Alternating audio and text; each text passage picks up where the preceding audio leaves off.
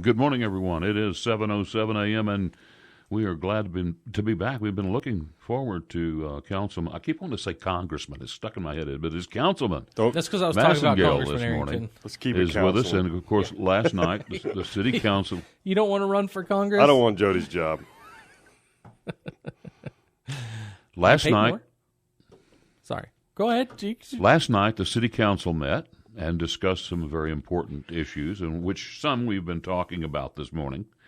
And, of course, one of them was the gift, I suppose, the millions of dollars that LEDA has or will provide for South Plains College to move into the old city offices at 13th and Q. Well, anyway, good morning. Good morning. Councilman. Good morning. We're glad you're here because we've already received a lot of text messages this morning. And so we can, let's start right off with $10 million. Well, $15 million overall. No, well, let's start with them buying the building. Mm-hmm. So is that what did y'all? So what we acted on, and the only agreement that we have with South Plains College is a real estate contract to sell the building to South Plains College, and that's what we acted on last night. Explain LEDA. It is an entity that is funded by taxpayer dollars. But they get this every year, and the purpose. Well, you can explain LEDA better than I. LEDA has many purposes, but the overarching purpose is economic development, workforce development. They're here to generate business for the community, or new business, or retain business, and they're enacted by a state statute, and there is a tax. They do collect tax every year to fund that. They have granted, and they have a performance agreement with South Plains College. It's not I don't know that I would consider it a gift. South Plains College has a responsibility to do a number of things inside that agreement, but mainly to deliver their academic services downtown for a period of time. And that's what LEDA has done is they have signed a performance agreement that grand total is $15 million over a period of time to fund part of their project. Okay, but let's get it clear because there's been some question about LEDA. LEDA is funded by taxpayer dollars, but it's 8%. Anyway, it's funded by taxpayer dollars. Mm-hmm. But it goes to LEDA, and LEDA is an entity of its own. That's correct. Which has a board, which uses those taxpayer dollars at their discretion to improve or to establish business in Lubbock. That's correct. So it is true that it's taxpayers' money that's going to South Plains College, but it is going through LEDA, which is at their discretion. That's right. Their board made the decision and to make the deal on the grant. How does their board chosen? City Council appoints their board. Okay. Do you feel better now, Matt? No, because the City Council appoints the board, and then they decide how to dish out money. It's extra money, in my opinion, that the city can use for whatever they want to do, mostly for downtown development. So your opinion is that the government should just build roads and do my opinion is that's their responsibility. Okay. Other than that, then you have an electorate that maybe you go back to them and bring it up. Well, keep in mind that this is enacted by state statute, so Lubbock's not unique. The law. All the large communities in Texas have an economic development authority. Mm-hmm. Amarillo has one. Midland has one. Amarillo is funded to a large degree that their funding is much higher than Lubbock's. And if you'll recall, they use their funding for. It's a question answered. Well, you talking about the Texas Tech Vet School? Correct. Mm-hmm. Very same thing. Yeah. Yeah. And so if that was and again, remember the state does this on its own also. This very same thing. Okay. So one of the questions that was brought up, I know you were talking about it earlier, but Michael called in. Why didn't they create a college district instead so that the money would go to South Plains College that way? Well, the college district would require a referendum. Typically, those referendums across the state are not successful. It's probably important to remind your listeners that South Plains College is based in Hockley County, and Hockley County does pay a tax. Actually, I don't know. It's called a community college tax. Yeah, something to that extent. That funds that university. So that's what you're referring to is, could Lubbock have passed a referendum? And I'm not so sure that doesn't have to be a county referendum. Probably. I'm not sure. It probably would have to be so county. it would probably have to be a county project. And I probably know enough about it to be dangerous to do that. So, but no, that was not done in this case. Right. I just wondering, and I don't know that you have the answer to this, but if it would have been a referendum where the county would have been paying towards South Plains College, would the people in the county of Lubbock get the same kind of deal maybe Hockley County gets as far as the amount of money paid for the college? That'd be a question for Dr. Satterwhite and his board. I don't know the details of that. Okay. The reason, of course, I don't know enough about this to say I'm for or against funding South Plains College for downtown Lubbock, but I will say, and I was in agreement with what Eddie McBride said yesterday. If you're talking about getting, and he was saying 2,000 students go through that facility every day. Mm-hmm. I think that's the projected enrollment. I think the paper is saying 2,500 students, but regardless, can you imagine, Matt, maybe, and others, what this will do to benefit the downtown Lubbock area? They will have to build restaurants to support these people, dry cleaners, and it just goes on and on and on and on. It is definitely a significant catalyst project. Exactly. Besides the fact that it creates opportunity for those students that wouldn't otherwise have an opportunity to possibly get an education past public high school. Yeah, and and again, I don't know if anyone did the math on this. I mean, is it worth $10 million, $15 million of taxpayer money? It's a great point. But remember, like you said, catalyst. That's a good word. Mm-hmm. That's going to create growth down there, and that growth is going to pay taxes that otherwise we would not have gotten. We're the largest city in Texas that doesn't have a downtown community college presence. So let's go ahead and take the break. When we come back, we do have a caller that's asking about parking, and I was kind of thinking about that as well. Where are these students going to park? You got 2,000 people coming in. Anyway, we'll talk about that after the break. And now it is 6:22, and we're back with City Councilman Massengale, who is like fresh from the meeting last night, the City Council meeting, where a lot of things was discussed. Councilman, I do want to get to some of our text messages this morning. One texter says, "Nothing like my tax money being used to pick winners and losers."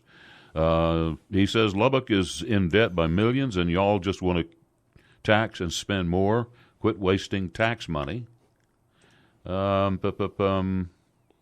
The councilman said Lita would pay $15 million over a period of time. How long exactly is that? And how much does Lita bring in a year in taxpayer money? I can't recite Lita's budget off the top of my head right now. The performance agreement with South Plains College is 10 years. But let's see, but to renovate, they're getting what, like $10 million up front? I think it starts with 5. Yeah, two $5 million donations, mm-hmm. and then there's another $5 million from some type of entity. Private dollars coming in from CH, and then they're giving $500,000 per year for 10 years. Mm-hmm. That's correct. For the last $5 million. Mm-hmm. And then one question we had over the phones was parking. Where exactly City Hall right now? Do y'all have problems with parking, and where are the 2,500 students going to park? Well, it comes with 3 parking lots that provide significant parking. There's a parking lot to the north of City Hall that you don't probably, if you came to City Hall, you wouldn't recognize is there. Then there's the main parking lot that's adjacent to Prosperity Bank, and then there's another fairly large lot off to the west. So it's 3 parking lots that come with it. You feel like the parking will be ample? I think so, and I think they have an opportunity to partner with Prosperity if they need some more. Well, so is there more parking there than there is for the current Citizens Tower that's being built? That's Well, is there more parking at the current city hall? Yeah. You would need more parking at the new Citizens Tower. Right. But is there enough parking at Citizens Tower, do you think? Well, I think we can talk about that. Okay. You'll have the parking, of course. After the report is that there's not parking lots have not been completed there for the new Citizens Tower. Okay.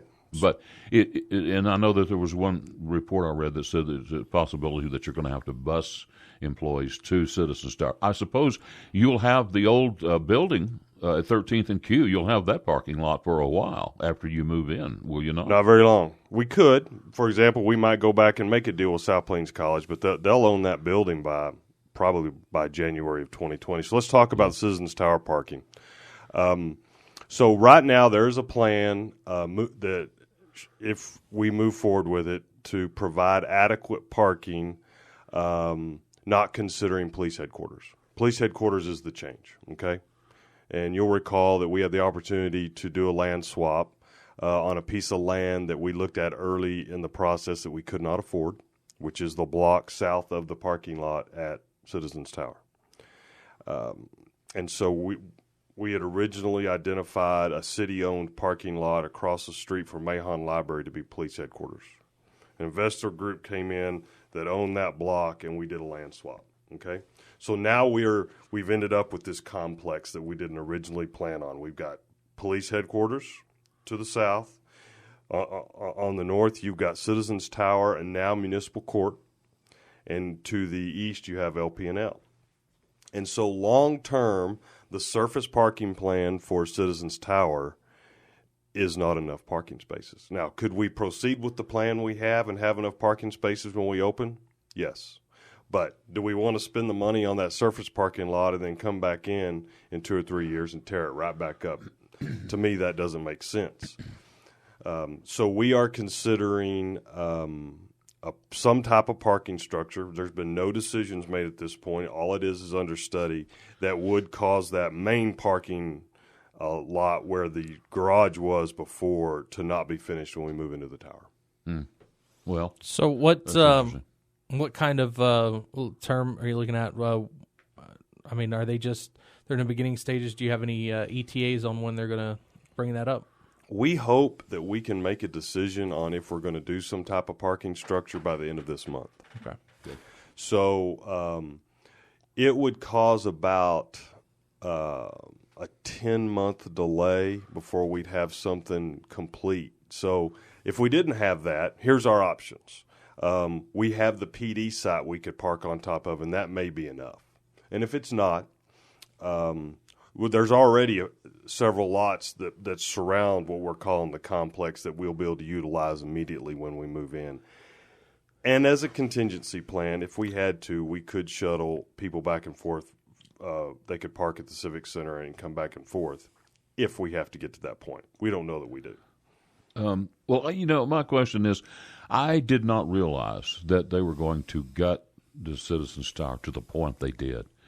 They gutted it right down to the cement studs, and that's all that was left. Now, this previous city council made this decision. Right. This is not the current city council. That's correct. You guys inherited that. But an honest answer, in your opinion, would it have been easier to was this a smart thing to do? Again, it wasn't my decision. I understand. It's Citizens Tower is tough because, I tell you what, hold that answer until we're up against the clock here. Okay. And we'll come back on the other side of this break with more of Councilman Massengale. 7:20, coming up on 7:29. We'll be back right after this.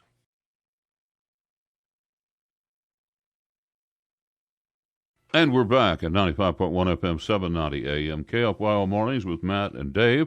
And this morning with Councilman Massengale, City Councilman Massengale, talking about the meeting from last night. We have some texters this morning that says, let's see, we got to that one, but I think there's some others. Lubbock is in debt by millions. I think we talked about that one too. Well, I should have been better prepared here.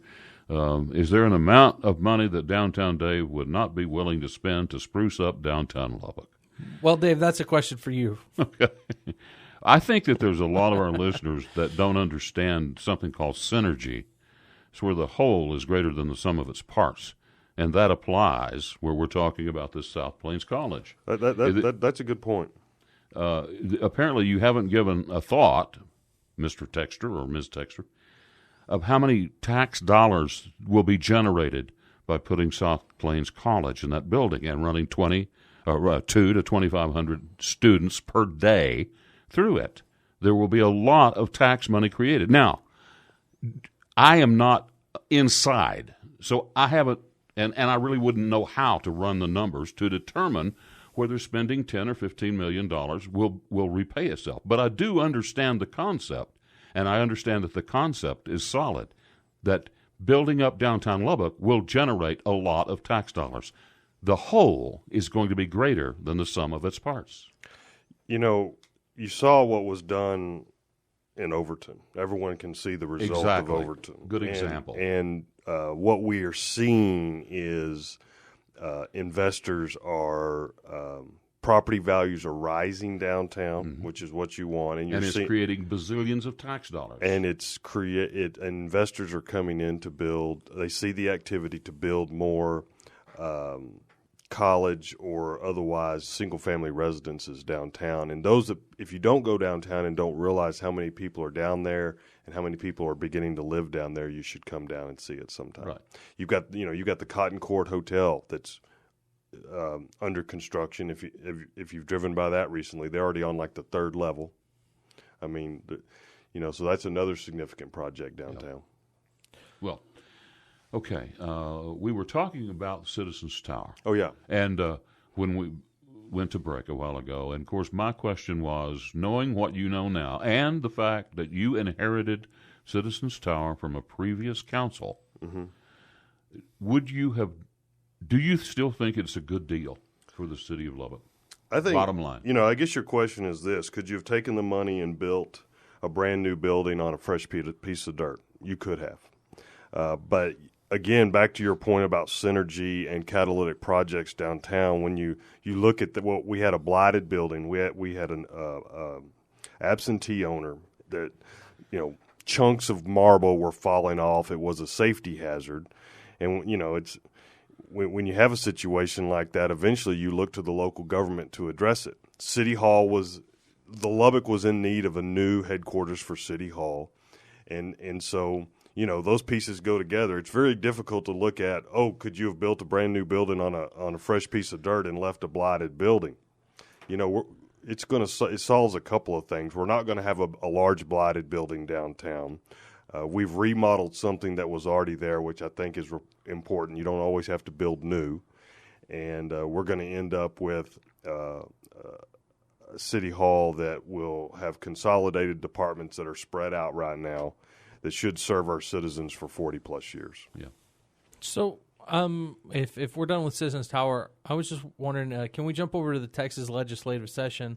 The first question I've asked, and I asked you during the break, but I'm going to ask you on the air, was there anything in the Texas Legislative Session that didn't happen that Lubbock was hoping for?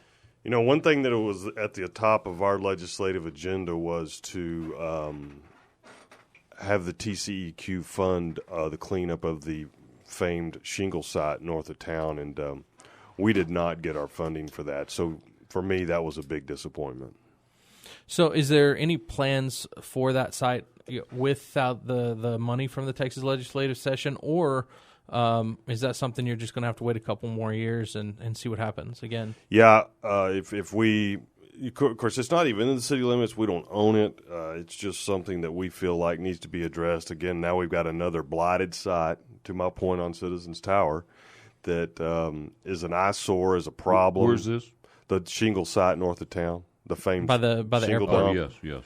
And so if it's not owned by somebody else or somebody else hasn't addressed it, then it'll be back at the top of our list of our legislative agenda in a couple of years. Yeah. And it was on our list 2 years ago. Well, speaking of blighted buildings, what are we going to do with the old villa? That's a great point. Another Something situation has to be done with this. where when you have a absentee owner or somebody doesn't take care of their stuff, where do you look? You look at the city. You dump it on the city. So we've worked. So basically, the city owns Villa right now.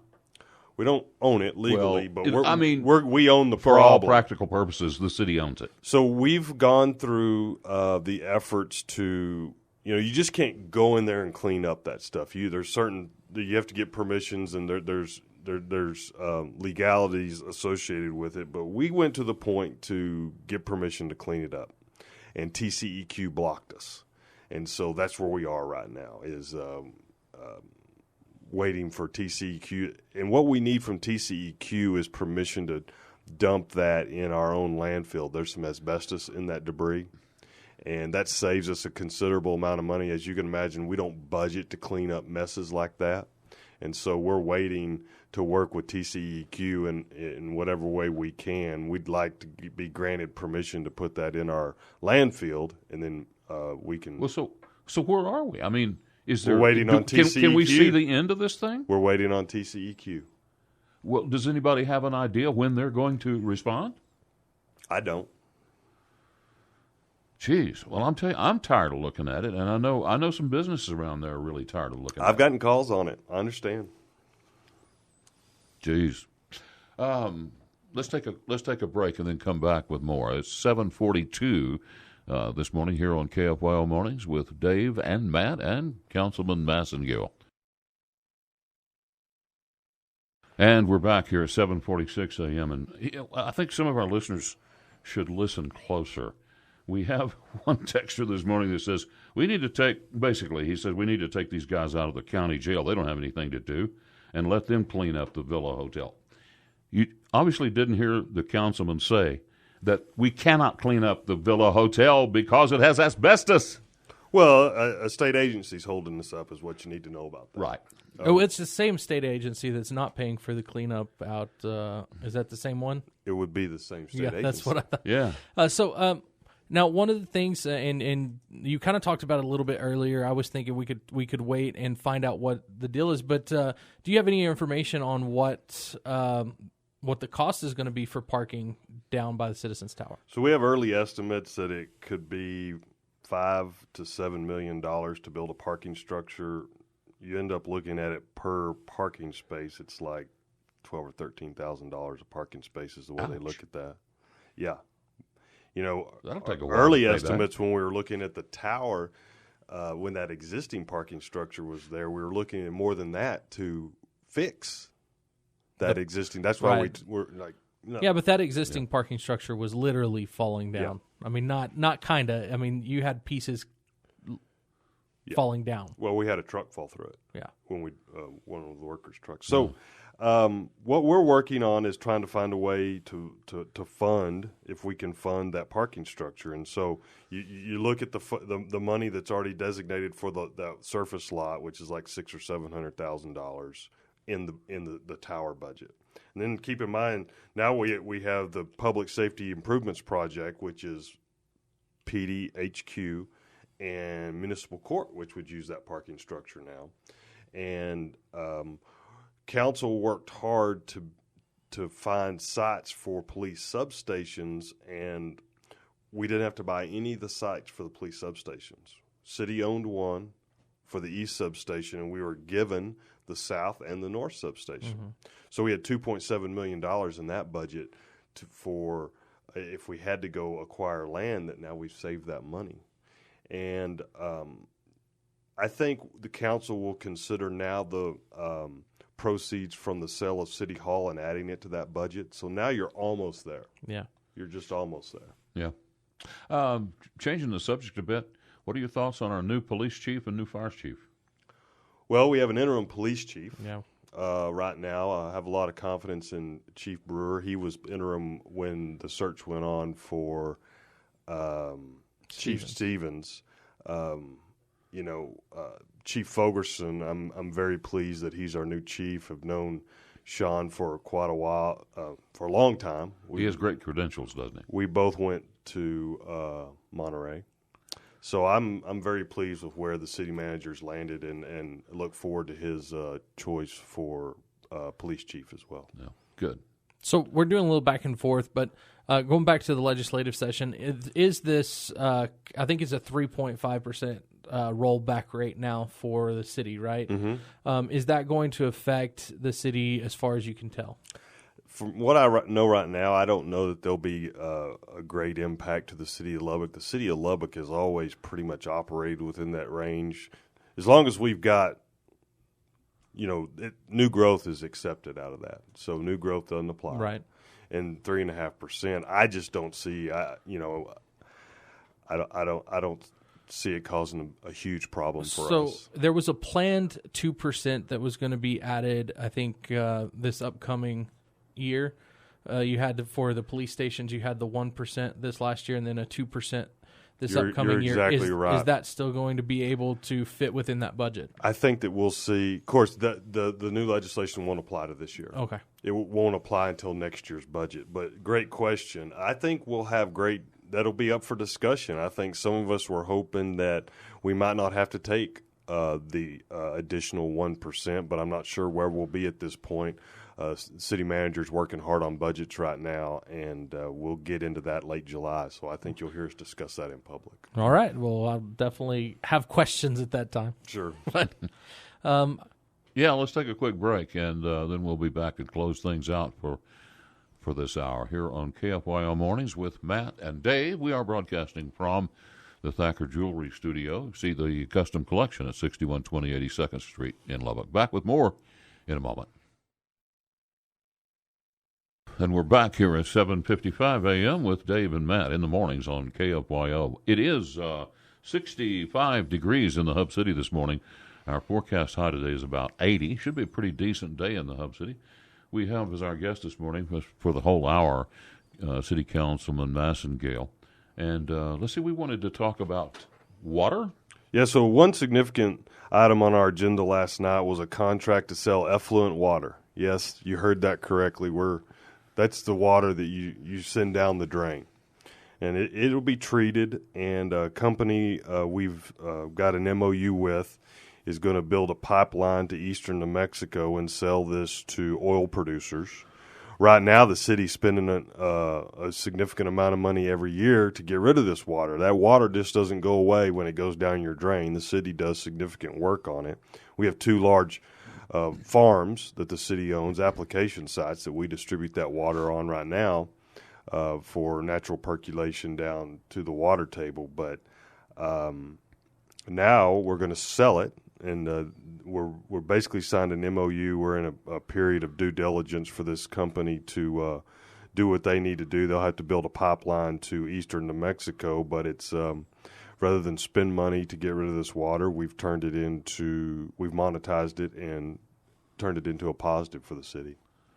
Wow, a pipeline to eastern New Mexico. Mm-hmm. That's going to be expensive, isn't it? It will be, but this We're not water's paying for that, important. right? That's them, right? That's correct. Yeah. Is there not something we could do with the water here? Well, I mean, we already are, right. Currently, but nothing we can do that's as valuable with it as what they can do since they're in that business. But it was a win-win. These folks were in, and we're in they were in the council chambers last night, and like I said, there's a period of due diligence. It takes a couple of years for them to get rolling, but we've got protections in there. I mean, if there's a water emergency or a drought, we don't have to send it. We don't have to give them the water. So we're protected on that, and it's a good deal. Okay. Well, let's see. We may have just about covered everything. Of course, we still have some textures about the Villa Hotel. I think there's still some misunderstanding about that. Okay, one more time. Let me make a run at the Villa. As the councilman explained, there is asbestos in the debris of the old Villa Hotel. It is not a matter of someone cleaning it up. The state of Texas has to approve the disposal of that. There you go. Would call hot or toxic or asbestos material. There's rules around that. Yeah. The cleaning it up is not the problem. It's disposing of the waste. Now, can't you just put it out by the airport, and then when they have to clean up the airport, they'll. I'm just, It's a great point. I don't think we can follow the law and do that, but Why can't we just burn the asbestos? because asbestos doesn't burn. Oh, that's the right. It whole point. doesn't burn, does it? That was the whole point of asbestos. Well, anyway, I know some people, and even me, it's such an eyesore, and I cringe every time when I drive by there. we agree with you. And I think we're prepared to do something once we are given permission to do something. Well, can the city maybe rattle the chains of these people and say, come on, folks? Make no mistake, Make a that's already decision. being done. Okay. And they're just not getting in a hurry because they're just the state and that's the way they do things. Okay. 8 o'clock. Coming up on 8 o'clock anyway. Councilman, thank you so much for coming in. Pleasure being we here. hope we weren't too hard on you. I don't see guys any are bruises great. on you. You guys are great. Okay. And we will be back with Matt and Dave in the morning here on KFYO after the break.